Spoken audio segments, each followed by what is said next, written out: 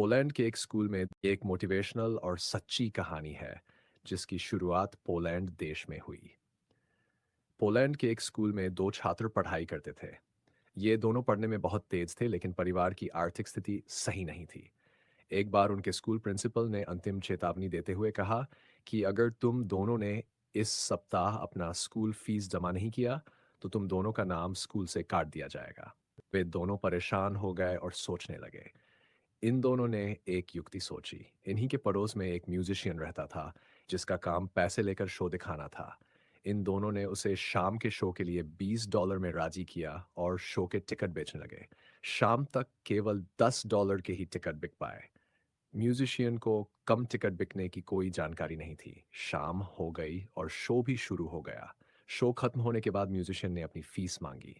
ये दोनों काफी घबराए। दोनों चुपचाप खड़े रहे।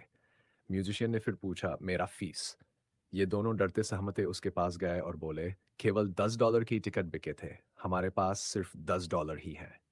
इस पर म्यूजिशियन ने तेज आवाज में डांटते हुए कहा, जब पैसा नहीं था तो शो क्यों करवाया? मेरे प्रिंसिपल ने स्कूल फीस न जमा करने पर स्कूल से नाम काटने की बात कही थी। मेरे पापा के पास उतना पैसा नहीं है जिसे मैं स्कूल की फीस जमा कर पाऊं। इसलिए हमने ये सोचा था कि आपके शो का फीस देने के बाद जो भी बचेगा उसे अपने स्कूल की फीस में जमा कर दूंगा। यह सुनकर म्यूजिशियन की आंखों में आंसू आ गए। उन्होंने दोनों को अपने पास बुलाया और $10 के साथ अपने पास से और भी पैसा दिया और बोले, जाकर अपने स्कूल की फीस जमा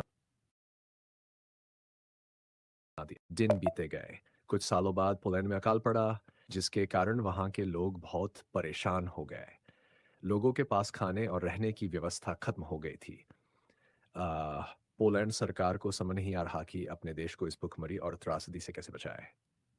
हार मानकर पोलैंड के प्रधानमंत्री ने अमेरिकी राष्ट्रपति के पास एक पत्र लिखा और अपने देश की आर्थिक स्थिति को सुधारने के लिए मदद मांगी।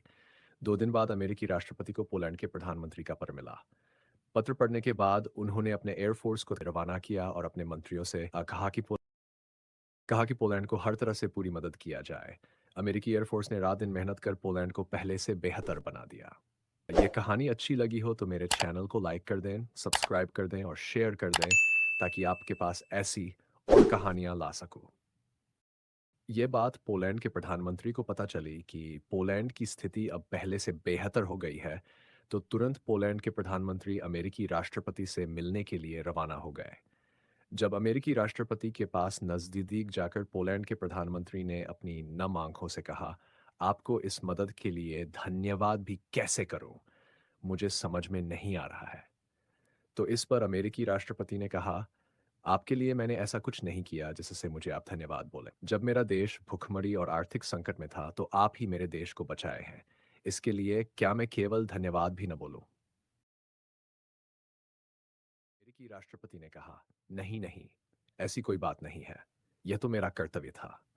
इस पर पोलैंड के प्रधानमंत्री ने कहा, कर्तव्य? मैं कुछ समझा नहीं। अमेरिकी राष्ट्रपति ने कहा, जिस बच्चे से आपने म्यूजिक शो का फीस नहीं लिया था और उल्टे कुछ पैसे देकर उसका स्कूल फीस जमा कराया था, वो बच्चा मैं ही हूं। ये बात सुनकर पोलैंड के प्रधानमंत्री की आंखों में आंसू आ गए और उन्होंने पूछा, दूसरा बच्चा? अमेरिकी राष्ट्रपति ने कहा, अटॉर्नी जनरल है। इस पर दोनों ने एक दूसरे को गले लगाया और काफी भावुक हो गए।